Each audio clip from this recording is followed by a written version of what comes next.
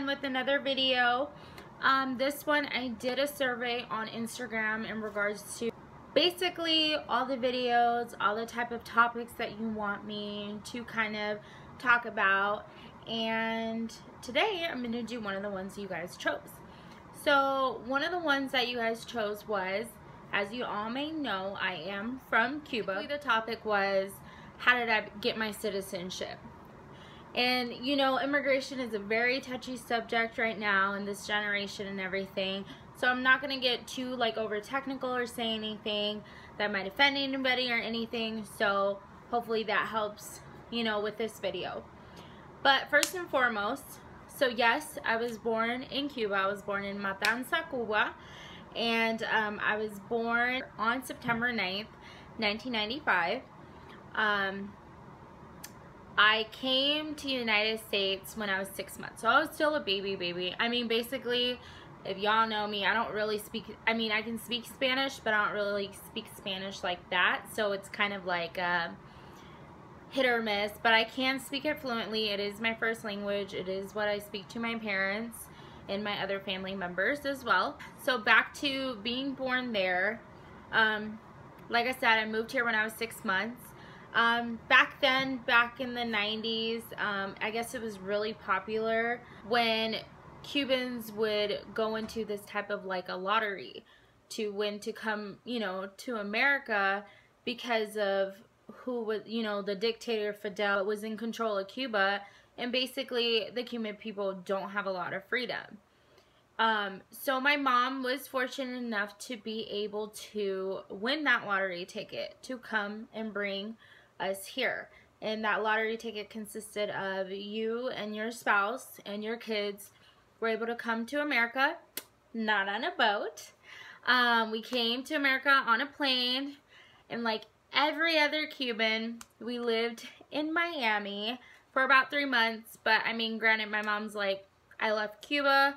Why am I gonna live in a mini version of Cuba? Granted, that's her opinion, but then the only person we really knew here was my uncle on my mom's side. We went ahead and moved to Arizona, and I've lived here ever since, basically my whole life. So this is really all I know.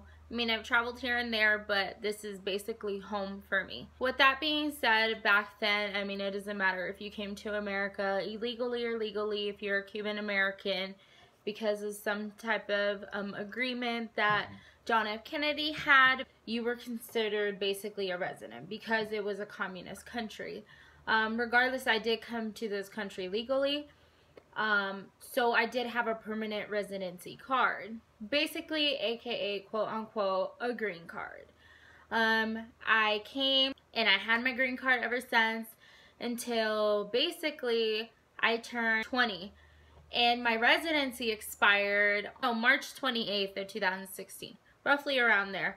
I was working at the time, I was working at CSL. And I was working there, you know, living on my own and everything. And basically I decided, this was prior to obviously working there. I decided, I'm like, hey, at the age of 21, because my parents did not want to become citizens, obviously for personal reasons, my sister had already became a citizen, and so did my cousin.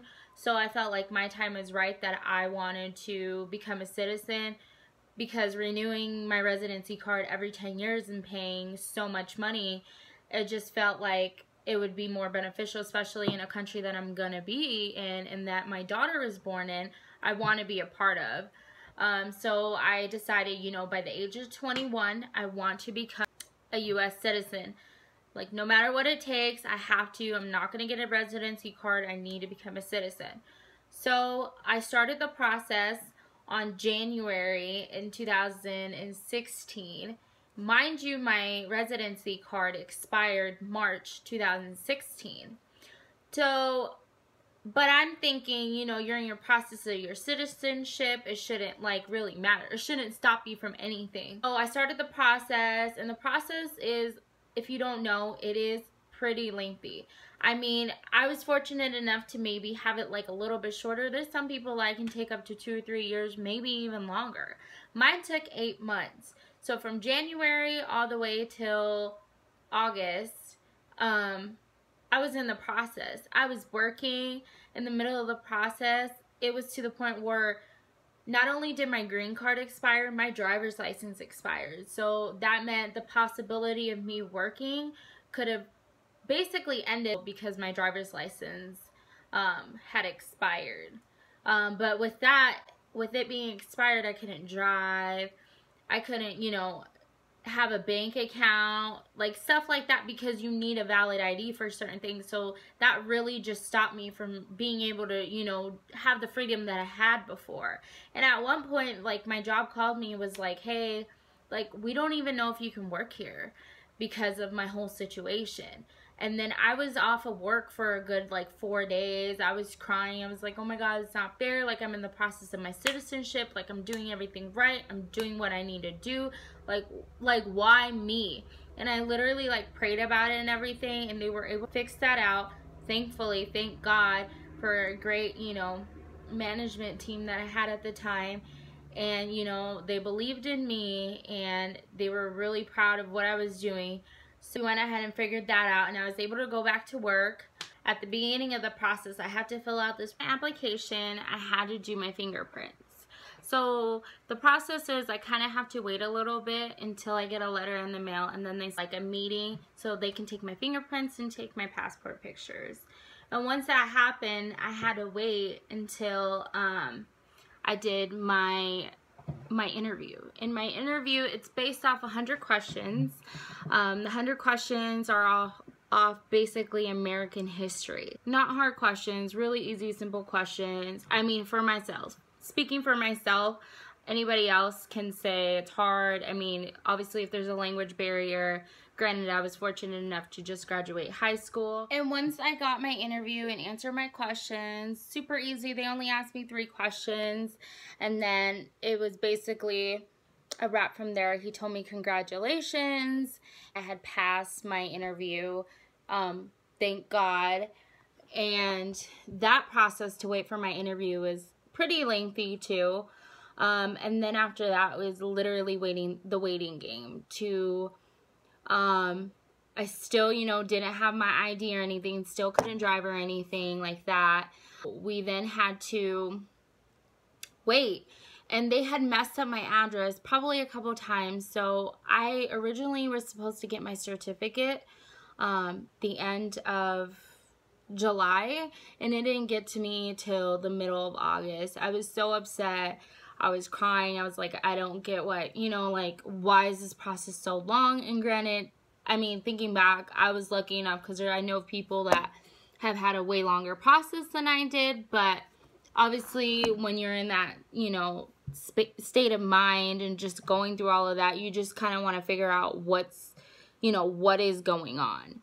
So as soon as I got it, I was so happy. They give you a ceremony, which is so, I mean, literally, like, you can't even explain the feeling, because if you're an immigrant and you understand why you come to this country and kind of your purpose, you get kind of like teary-eyed about it. But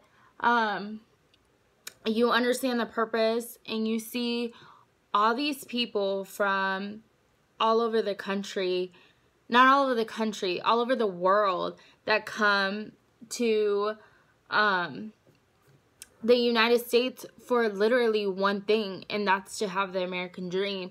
And I will never forget that ceremony, because when they do a list of people by country, and they go in alphabetical order.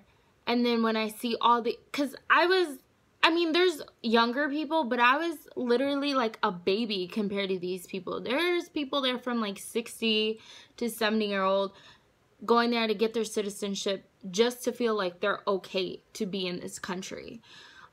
Or just because this is their home, like this is where their family is.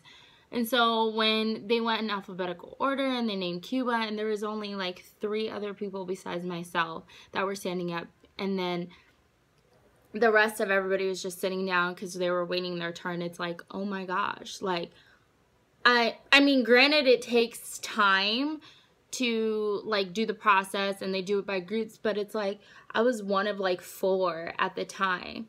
Like I was really, really lucky. The experience was just amazing. Like I'm really grateful and thankful that I became a citizen when I did.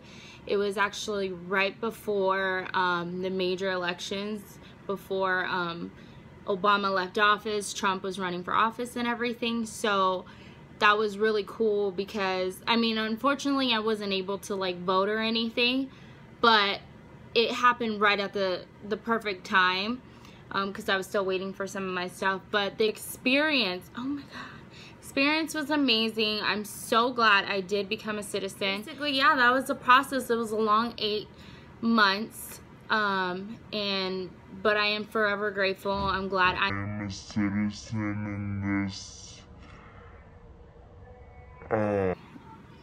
country, not only for myself and my family, but for my daughter primarily. I know there's a lot of people that have different situations that, you know, it's not as easy as mine was, and even then that felt like it wasn't easy. So I'm forever loving that I am in this country, and I'm really, really happy, and I'm glad I can share this story with you guys. That way you get to know a little bit more about me and where I come from, and kind of see basically how I became a naturalized citizen. So I hope you guys enjoy this video.